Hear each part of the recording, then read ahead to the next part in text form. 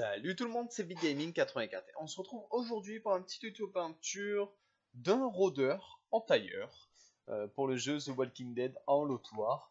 Euh, donc un jeu auquel j'accroche énormément et vous verrez bientôt des parties du jeu.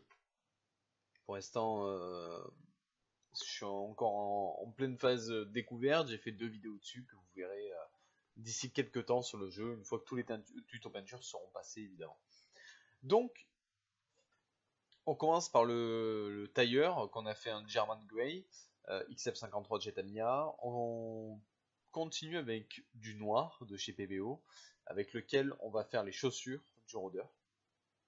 Ensuite, le vert beige mat. Avec le vert beige mat, on va faire la peau du rôdeur qu'on va retravailler plusieurs fois avec des peintures différentes. Là, sur ce tuto-là, j'ai essayé des peintures différentes de d'habitude, volontairement, et le résultat est pas mal du tout, au final.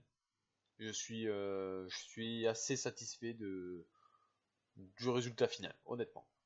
Ombre brûlée pour faire tout simplement les cheveux. Donc là, bon, c'est assez simple, hein, vous connaissez le process pour les cheveux. On essaye de faire une bonne couche bien uniforme et après on retravaille avec d'autres couleurs pour faire des nuances.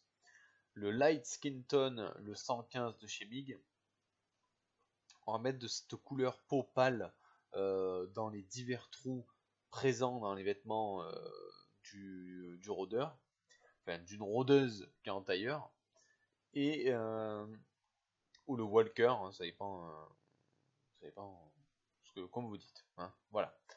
Donc, une fois qu'on a fait ça, on va passer au jaune de chez PBO.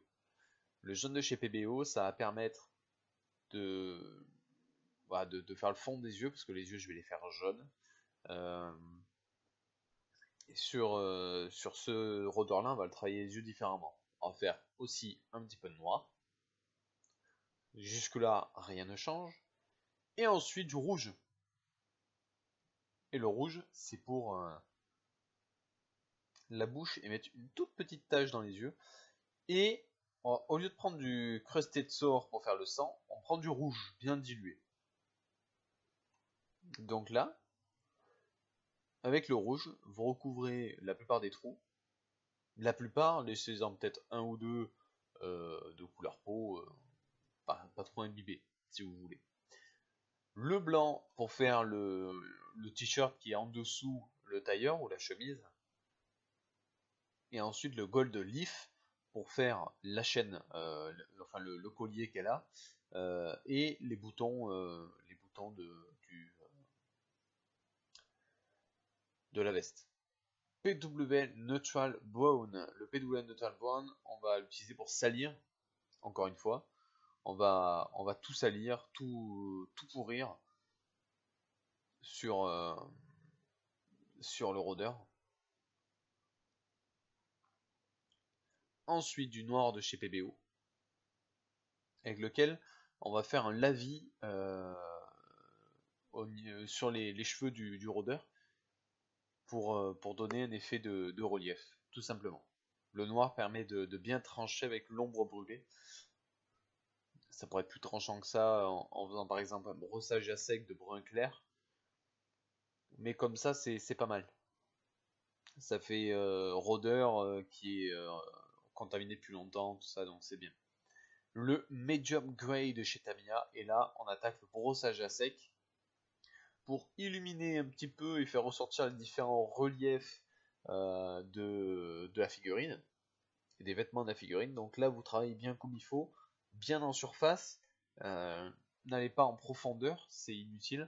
Donc vraiment une couche succincte de peinture. Et ensuite, vous revenez salir ce que vous venez d'éclaircir.